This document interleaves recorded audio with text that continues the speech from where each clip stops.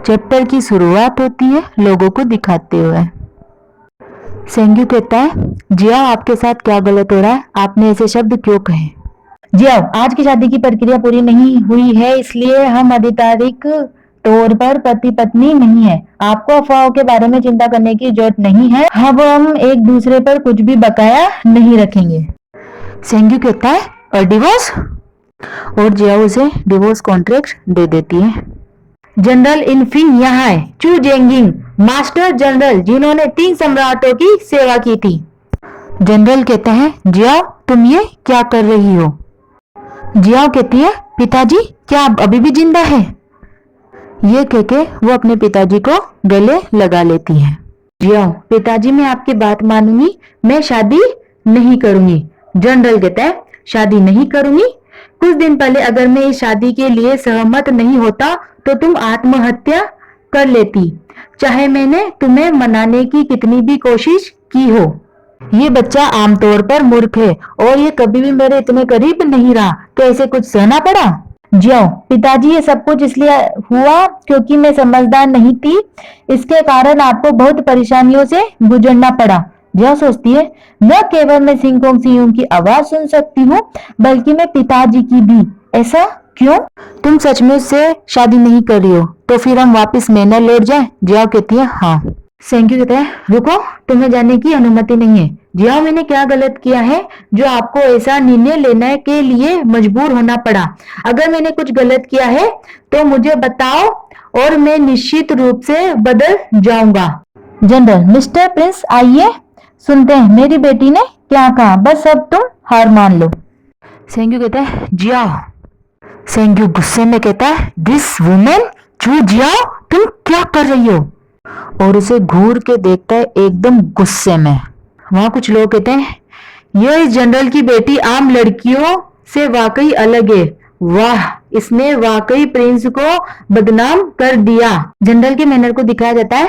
कोई कहता है, तुम बास्टर, जल्दी करो, मेरे सामने घुटने टेको, तुम वर्थलेस ब्रेट, तुमने आज भी ऐसे देशद्रोही कृत्य करने का साहस किया है। अब पूरा चू परिवार भी तुम्हारे कारण बदनाम है।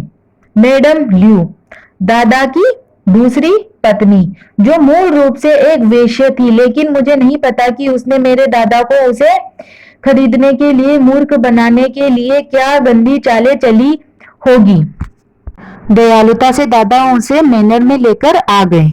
इसके तुरंत बाद ही दादा की पहली पत्नी की बीमारी से मृत्यु हो गई। ल्यू, जो पहले से ही मेरे दादा के लिए 2 बच्चों को जन्म दे चुकी थी, उसे मुख्य पत्नी के रूप में प्रमोट कर दिया गया। पिता ने जनरल के मैनर को संभालने के बाद उन्होंने संपत्ति को विभाजित करने का अनुरोध किया।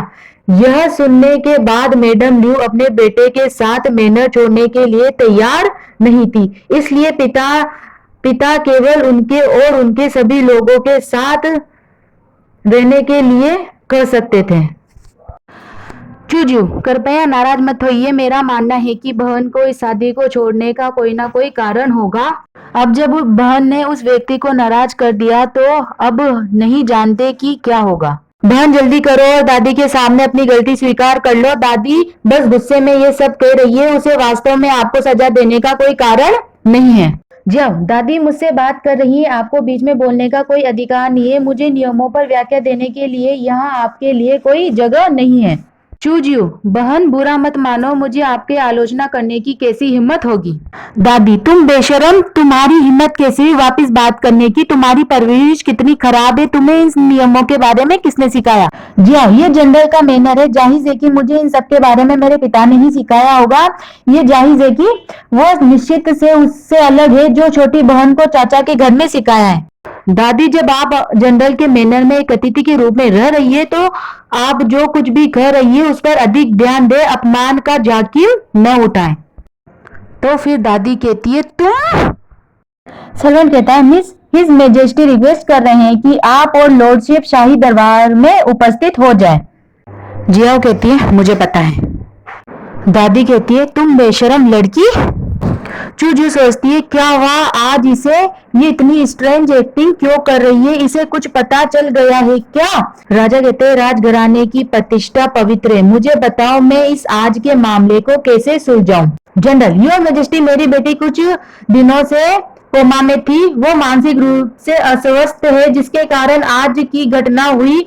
मुझे उम्मीद है कि योर मैजेस्टी मेरी पिछली उपलब्धियों को देख सकते हैं और कृपया उसे भूल सकते हैं। यह सोचते पिताजी कह रहे हैं कि मैं मानसिक रूप से बीमार हूँ। राजा, जब आपने यह बात बता दी है तो आपकी बेटी की हर कते वास्तव में मेरे बेटे के लिए फायदेमंद है। यह कहते हुए अपने हाथ का गिलास नीचे फेंक देते हैं। शाही परिवार की गरिमा कहाँ है? जियाओ, योर मैजेस्टी, यह मामला मेरे कारण शुरू हुआ है। जनरल, चुप रहो। योर मैजेस्टी, मुझे समय में अपनी बेटी की बीमारी का पता नहीं चला, मैं परिणाम भुगतने के लिए तैयार हूँ। महाराजा, कृपया मुझे सजा दे। जियाओ, पिताजी। योर मैजेस्टी, प्लीज मुझे सजा दें। राजा, मेरा एक और बेटा है जो अपंग है और आपकी बेटी मानसिक रूप से विकलांग है। क्या ये जोड़ी स्वर्ग में बनी नहीं है? इंपीरियल डिग्री सुनाई जाती। चू जियाओ की शादी 7वें राजकुमार सिंकोंग जिनसे होगी। ये सुनकर जियाओ तो शौक हो जाती है। अगर आपको इसका नेक्स्ट पार्ट चाहिए तो जल्दी से लाइक कर दीजिए, कमेंट कर दीजिए और सब्सक्राइब कर दीजिए।